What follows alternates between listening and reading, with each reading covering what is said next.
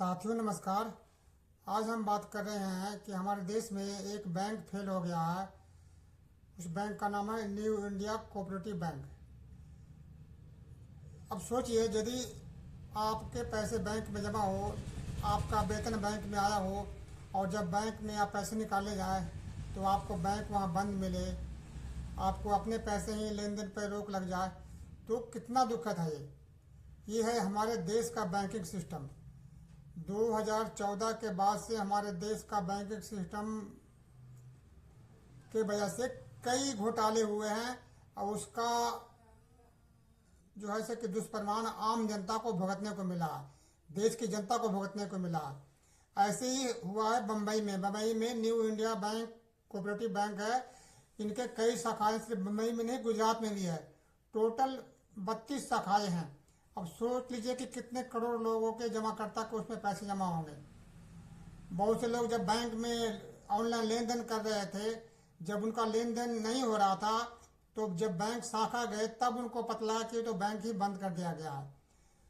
हुआ क्या कि बैंक के एक अधिकारी ने ही, जो न्यू इंडिया कोऑपरेटिव बैंक के अधिकारी ने ही 13 फरवरी को बम्बई आर्थिक अपराध शाखा में ये सूचना दिया कि उनके बैंक में कुछ गड़बड़ी का शिकायत दिया। जैसे ही शिकायत आरबीआई के पास पहुंचा, उन्होंने तुरंत बैंक के लेन देन पर बंद प्रतिबंध लगा दिया और अब पूरी तरह से बैंक के लेन देन पर प्रतिबंध है।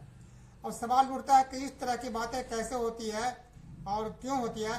पहले आप ये वीडियो देखिए, आपको हम दिखाएंगे कि कैसे लोग अपने पैसे के लिए लाइन लगाए हुए खड़े हैं। और देखिए जरा वीडियो, उसके बाद आगे हम बात करेंगे।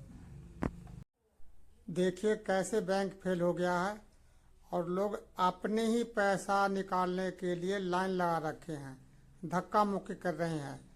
ये हमारे देश का बैंकिंग व्यवस्था और ये है हमारे देश का सुशासन, जिसे बहुत बड़ा ढोल पीटा जा रहा है। ये देश का सुशासन है। लोग अपने पैसे निकालने के लिए भी तरस रहे हैं। जब बैंक में जो पब्लिक जब वहाँ पहुंची तो देखी कि वहाँ पर तो बैंक के बाहर तो हजारों लोगों का भीड़ है। लोग एक दूसरे पर धक्का मुक्की करके अपने ही पैसे निकालने के लिए लाइन में लगने की कोशिश कर रहे हैं। लेकिन वहाँ नोटिस चिपका दिया गया है कि 6 महीने तक किसी तरह का कोई लेन देन नहीं होगा। सवाल यह है कि ये ऐसा हुआ क्यों। पता लगा कि उनके ही कोई बैंक के अधिकारी, होता क्या है कि ये घोटाला क्यों होते हैं। जब बैंक के सक्षम अधिकारी होते हैं, जिनको लोन वोन पास करने का जो अथॉरिटी होता है, वो करते क्या है कि छोटी संपत्ति को भी, जब मान लें कि 50 लाख की संपत्ति को उसको 50 करोड़ का दिखा देते हैं, दिखा करके उसको लोन पास कर देते हैं। उस अधिकारी को ये बात अच्छी तरह पता होता है कि इतने का ये संपत्ति नहीं है, तो निश्चित है कि ये कर्ज वसूली नहीं होगा और इसमें उनको मोटी कमीशन होता है।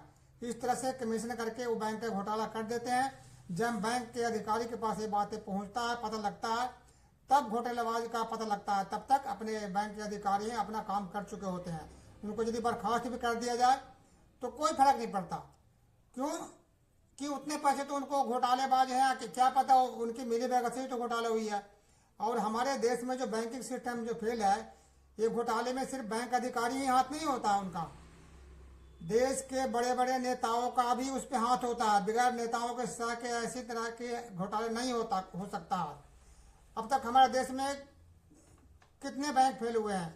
अभी जो बैंक है, जो स्थिति है इसका, गुजरात में और महाराष्ट्र में जो शाखाएं हैं, करीब सभी जगह पर सभी शाखाओं में अफरा तफरी है। बहुत लोगों को बम्बई में जो रहते हैं, उनको बैंक में सैलरी अकाउंट में सैलरी आया था और जब पैसे निकालने गए तो उनको पैसे नहीं है। अब उनको किराया देने के लिए पैसे नहीं है, बच्चे के स्कूल का फीस भरने के लिए पैसे नहीं है। कई लेडीज वहाँ रोती बिलखती दिखाई दे रही थी कि उनको दवाई लाना है, जब पैसे निकालने हैं तो बैंक ही बंद है। बहुत लोगों को बच्चे के इलाज के लिए पैसे नहीं है। बहुत लोगों ने शादी ब्याह के लिए, अपने बच्चों की शादी ब्याह के लिए एफडी करवा रखा था। अब जब पता लगा कि उनका बैंक में अब लेन देन नहीं होगा, तो इस तरह की हरकतें से जो उस शाखा के जितने भी जमा करता हैं बुरी तरह आहत हैं। लोग रो रहे हैं। बहुत लोग को अब ये सोच रहे हैं कि मैं अब किराया कहाँ से दूंगा। मकान मालिक का बैंक में से किराया निकाल के देना था पैसे, अब बैंक ही बंद है। हालांकि बैंक में पहले भी ऐसे घोटाले हुए हैं और पहले भी हुआ है, लेकिन छोटे छोटे रकम 10-20 हज़ार रुपये तक निकासी पर सरकार देती थी छूट, लेकिन फिलहाल अभी तो बिल्कुल ही बंद कर दिया गया। यहाँ तक कि जिनके लॉकर हैं, लॉकर वाले भी बैंक के बाहर लाइन लगा रखे हैं अपने लॉकर खोलने के लिए, उनके अंदर में नगद या सोने चांदी जो कुछ भी होगा निकालने के लिए। उनको भी मुश्किल से अभी एक बैंक के एक जो लॉकर वाले ने बताया कि मात्र उनको 100 टोकन दिए गए हैं। मैं इतनी इस बुरी तरह से बैंक के बाहर अफरा तफरी का माहौल है कि उसको कंट्रोल कर पाना मुश्किल है। यह है हमारी जो केंद्र की भाजपा सरकार के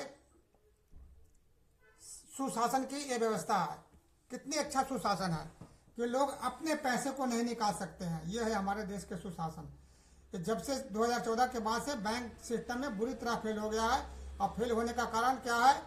किस नेताओं का मिली भगत। पहले भी SBI का 1600 करोड़ रुपए का डूब चुका है, IDBI बैंक का 650 करोड़ रुपये, PNB का 800 करोड़ रुपये, यस बैंक के भी करोड़ों रुपये डूब गए हैं। घोटालेबाज कौन है? ये विजय माल्या, मेहुल चोकसी, नीरव मोदी, सुशील मोदी, ये सारे मोदी ही हैं। पता नहीं कैसे संजोगी है। जिन्होंने जो घोटाला किया है और घोटाला करने के बाद आज ये विदेशों में ऐश कर रहे हैं। सरकार इनको कुछ नहीं बिगाड़ सकी है। यही कारण है कि ये बैंकों का घोटाला बढ़ते जा रहा है। बैंक के घोटाला करने वालों को ये पता है कि हम तो अपना पैसा, अपना जिंदगी भर कमाई, जो से कि हम जितना कमाते उतना तो हमने हमारे जेब में आ ही गया। अब कहीं भी विदेश भाग जाओ, कहीं भी भाग जाओ, उनको सरकार तो कुछ बिगाड़ नहीं पा रही है। यदि बिगाड़ पाती तो ये जो जितने जो विजय माल्या, मेहुल चोकसी, जितने भी मोदी जो हैं सारा है, ये ICICI बैंक के, अब माधवी बुच है, ये सारे घोटालेबाज हैं। इनको सरकार ने अभी तक कुछ नहीं बिगाड़ सका। हमारे इतने भी ED, CBI जितने भी अधिकारी हैं, इनको तो कुछ बिगाड़ नहीं सके। लेकिन आपके पास यदि छोटी सी एक यदि चाकू भी मिल जाए तो आप तुरंत सीधे आपको अंदर जाओगे, आपको तो बाहर आने का भी मौका नहीं मिलेगा। लेकिन इनको कोई नहीं पूछने वाला। ये घोटाले करके आराम से विदेशों में ऐश फरमा रहे हैं, इनको कोई पूछने वाला नहीं है। तो यही व्यवस्था है, बैंक घोटाले को बढ़ावा दे रहा है। इसी का हम जाना आम जनता को भुगतना पड़ रहा है। अब बात है कि जिनका घोटाला हुआ उनको क्या मिलेगा। तो मैं ये कह रहा हूँ कि आप लोग निजी बैंक से सावधान रहें। निजी बैंक से आप दूरी बना लें तो ज़्यादा बढ़िया है। कोई भी निजी बैंक जो है ना, वो उनका लगता है, आपको लगता है कि बहुत अच्छा सेवा दे रहा है, लेकिन वो अच्छी सेवा के चक्कर में ही आपको वो एक नए दिन आपको वो हलाल करेगा, जो अभी हो रहा है। यदि अब सरकार ने, RBI ने 5 लाख तक का गारंटी दिया है। यदि किसी भी बैंक को, प्राइवेट बैंक डूब जाता है तो उसमें जो ग्राहक के पैसे जमा है तो RBI उसको 5 लाख रुपए तक देगी। अब मान लिया किसी का 12 लाख है, किसी का 5 करोड़ जमा है, तो आपको मात्र यदि बैंक डूबने के बाद 5 लाख रुपये ही मिलेंगे। बाकी पैसे सारे हवा में जाएंगे, घोटालेबाज के पास चले जाएंगे, आपको कुछ नहीं मिलेगा। इसलिए मैं आपको ये कह रहा हूँ कि प्राइवेट बैंकों से दूरी रखिए। जो भी प्राइवेट बैंक है, ये अच्छे सेवा का वो दे करके और एक नए घोटालेबाज करता है। ऐसे कई घोटाले हो चुके हैं। वो तो फिर भी हमारे पुरानी व्यवस्था है बैंक का बना हुआ है, जिस वजह से घोटाले पर कुछ नियंत्रण है। लेकिन अभी जो सरकार बनी है, यदि ये इनकी जो व्यवस्था, जो बैंकिंग सिस्टम है, जो निजीकरण की नीति लागू कर रहे हैं, यदि इनकी यही नीति लागू रही तो आगे तो आने वाले टाइम में बैंक बुरी तरह फेल होंगे और पब्लिक के पैसे डूबेंगे। क्यों कि सरकारी बैंक को तो ये अब निजी क्षेत्र में दे रहे हैं। से चाहते नहीं कि सरकारी बैंक हो, और सरकारी बैंक जब निजी क्षेत्र में जाएगा तो निश्चित घोटाले की संख्या और बढ़ेगी। तो मेरे दोस्तों, आप इसमें क्या है कि जो RBI ने अभी जो से कि बैंक के जो बोर्ड है, न्यू इंडिया इंश्योरेंस कंपनी के, न्यू इंडिया कोऑपरेटिव बैंक के, उसके बोर्ड को बर्खास्त कर दिया है। और SBI के जो पूर्व महानिदेशक हैं श्रीकांत, उनको बैंक का प्रशासन नियुक्त किया है। उनकी नियुक्ति होगा और 6 महीने तक, अभी तक जो आदेश जारी हुआ है, 6 महीने तक कोई लेन देन नहीं होगा। उसके बाद स्थिति सुधरेगा तो होगा। लेकिन हो सकता है कि बीच में कुछ छोटे छोटे निवेशकों को उनके पैसे दिए जाएं। निवेशक नहीं मतलब जमाकर्ता के पैसे दिए जाएं, जा सकते हैं। लेकिन फिलहाल तो अभी समस्या बन गई ना इसलिए इस तरह के घोटाले इस सरकार में बहुत ज़्यादा बढ़ गया है। 2008 में तो जब अमेरिका में जब कई बैंक डूब गए, कई घोटाले हुए और उनके पैसे बिल्कुल नहीं मिले। हालांकि भारत हमारा चूंकि बैंकिंग सिस्टम पहले मजबूत था, इसलिए भारत पर कोई असर नहीं पड़ा। लेकिन अभी जो सरकार की नीति है, जो सरकार नीति अपना रही है, यदि यही नीति लागू रही तो आगे आने वाले टाइम में निजी क्षेत्र के बैंकों के लिए में पैसा जमा करना आपको खतरे से खाली नहीं है।